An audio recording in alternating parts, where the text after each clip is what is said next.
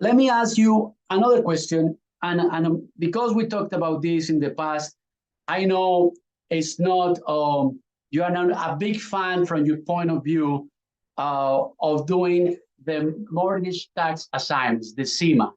But I believe that in this market, because we come from a high mortgage environment, the properties have been selling high, and we have high mortgages.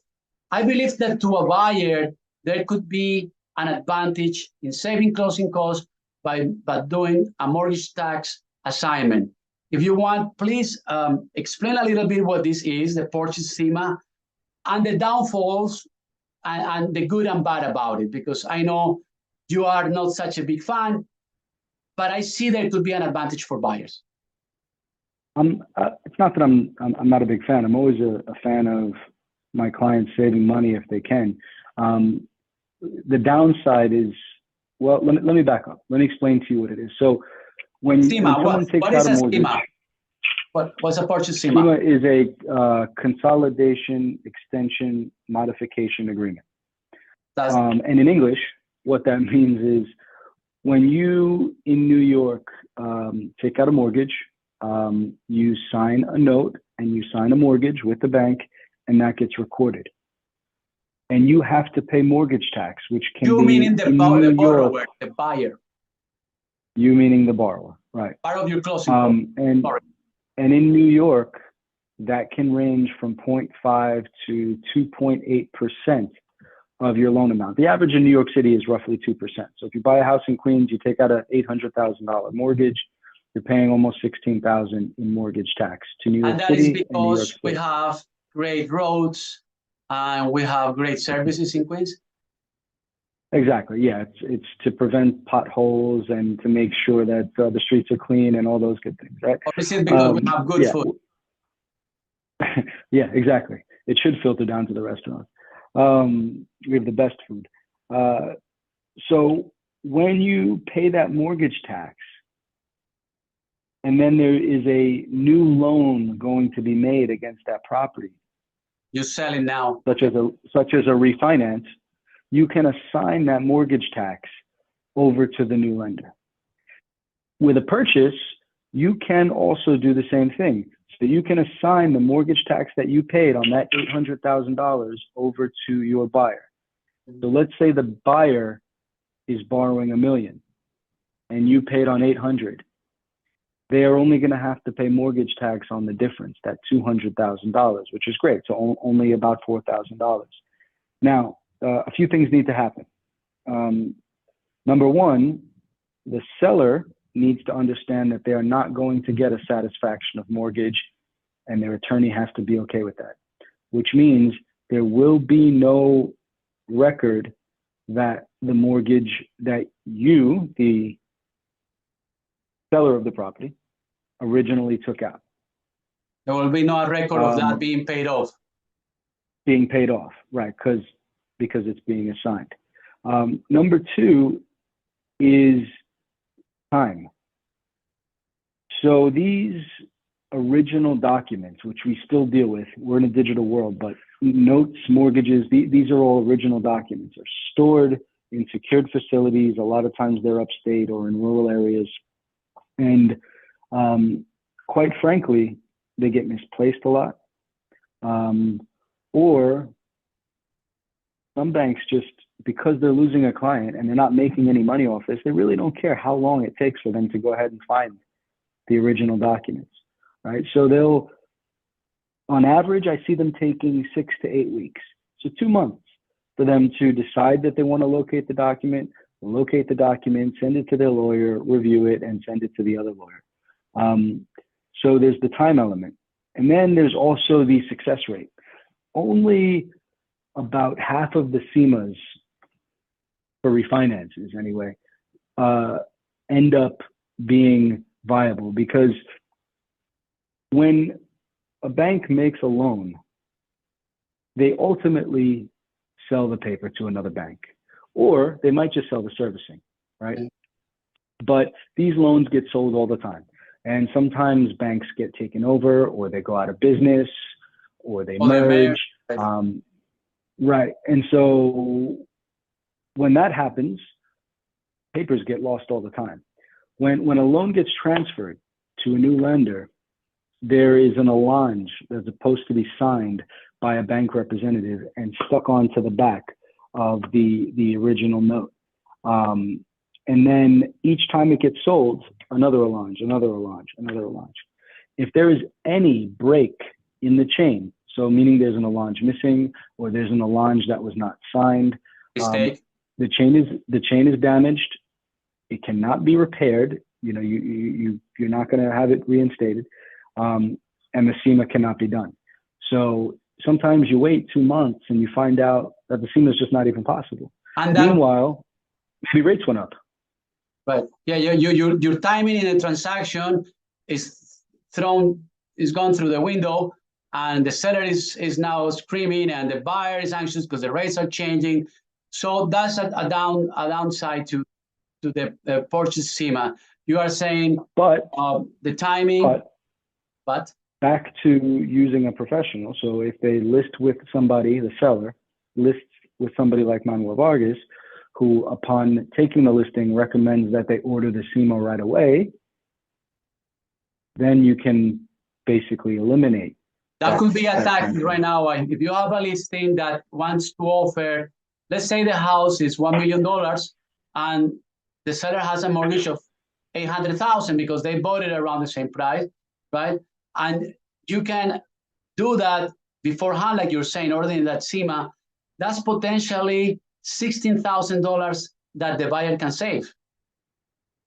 Yes, that they can save, or they can invest in pay points and lower their interest rate. Correct. Yeah. Correct. So that is the purchase CEMA consolidation, extension, and modification agreement. And it's something to keep in mind. I just say, because we come from an environment of many houses being sold for high prices and you know, with high mortgage amounts, that can mean savings for a buyer if people know what they're doing and if all the stars align. So that's all I have for now. What do you want to tell us about what can happen in the next year with all the politics and the election year and everything, all the uncertainty? What is your projection for mortgage rates? What can you tell us about the next coming months? Yeah, I left my crystal ball in my other set of pants, but I have this conversation with people all the time. Right, that's the reason I asked. Every client I sit down with, they want to know where are rates going, when are they coming down. So many people, funny enough, are absolutely certain that interest rates are going to go down. And when I ask them why, I never get an answer. Just because they have to. Why do they have to? Because they do. Why? So you can feel better about the housing market and your mortgage payment? Like that's not the way markets work. And I could sit here and go through the technical analysis with you on interest rate trends and all that good stuff.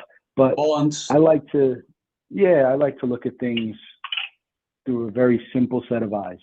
And we said it earlier in the video that for 13 years, we had unprecedented, unhealthy, low interest rates.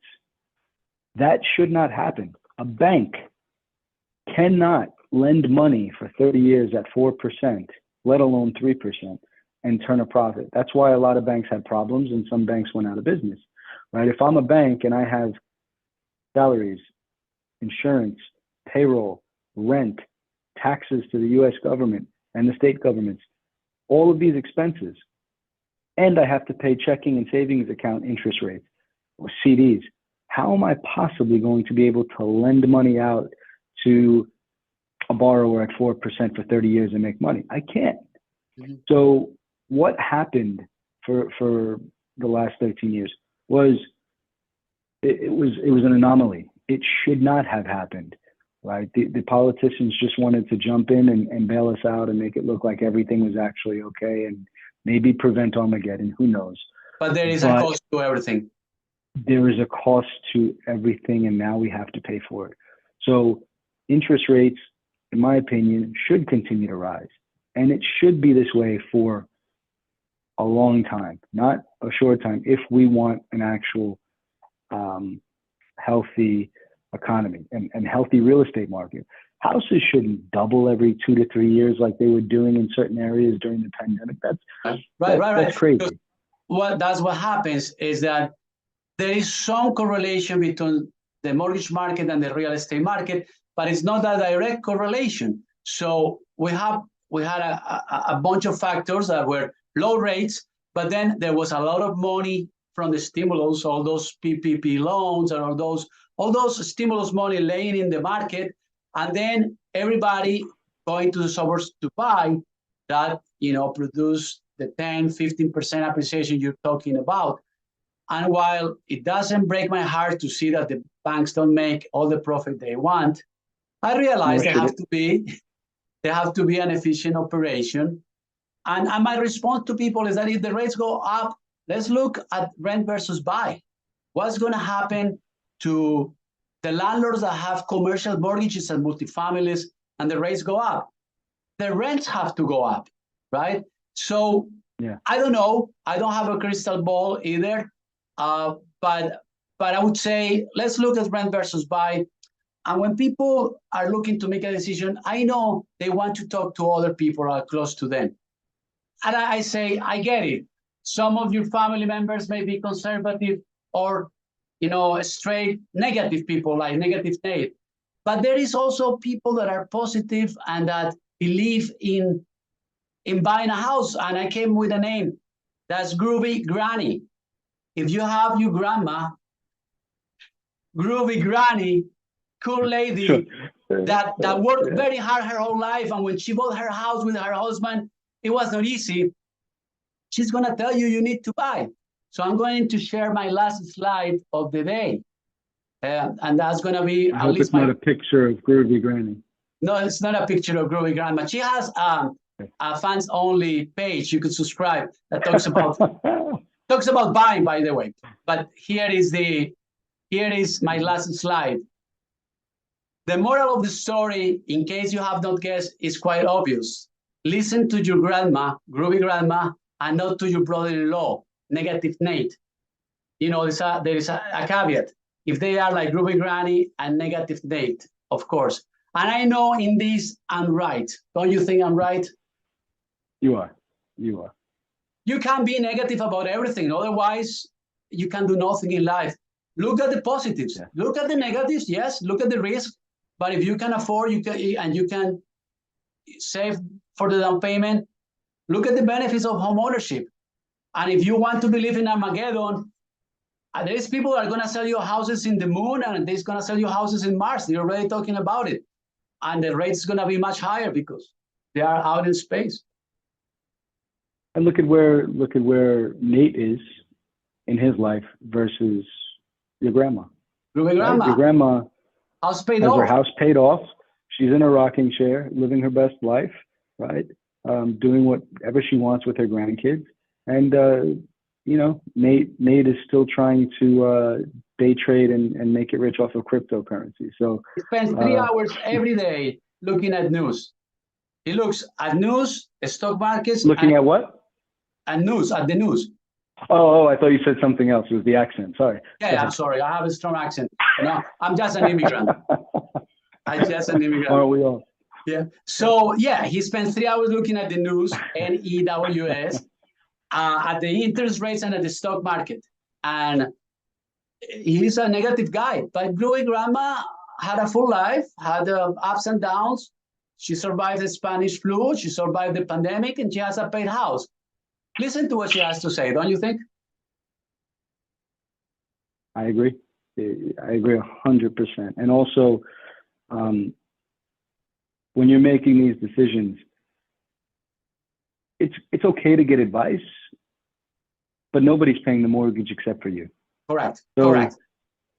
We, especially as Americans, have a habit of, well, my best friend got a house, so I need to buy. My brother bought a house, so I need to buy. I just had a child, so I need to buy. None of those are good reasons to buy a home. No. reverts back to what we said. Are you financially stable? Are you happy in your job, in your relationship? Do you have good credit? Do you have reserves if you buy this home? And can you afford the monthly payment? And if you answer yes to all of those questions, or at least most of them, then there's a good chance that it's the right time for you to buy, regardless of what interest rates are, what home prices are.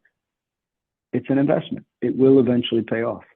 Is it already snowing in Pennsylvania? I see your backyard is full of snow.